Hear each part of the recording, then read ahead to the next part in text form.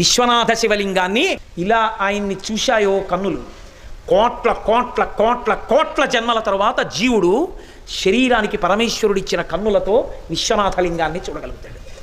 ఆయన శివలింగాన్ని చూసినా, ముట్టుకున్నా, చెంబుడు నీళ్లు పోసినా ఆ జీవుడు తరించిపోయాడని గుర్తు, ఈశ్వరుడికి దగ్గర పడిపోతున్నాడని గుర్తు. అటువంటి విశ్వనాథుడు కాశీపట్టణంలో చిన్న పిల్లలు, ఆడవాళ్ళు, మగవాళ్ళు అందరూ ఇలా వెళ్ళి ఇలా ముట్టుకుంటే, ఆయన ముట్టుకుంటే వాళ్ళకన్నా చిన్నవాళ్ళ చాలా కిందకుండి చల్లగా ఇలా చేతికి తగులుతూ ఉంటాడు.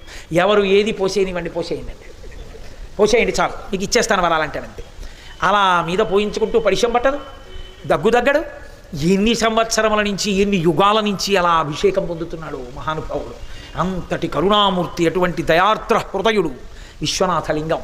కాబట్టి ఆ విశ్వనాథుడున్నాడే, ఆ మహానుభావుడున్నాడే, ఆయన దర్శనమే అన్నిటికన్నా గొప్పది.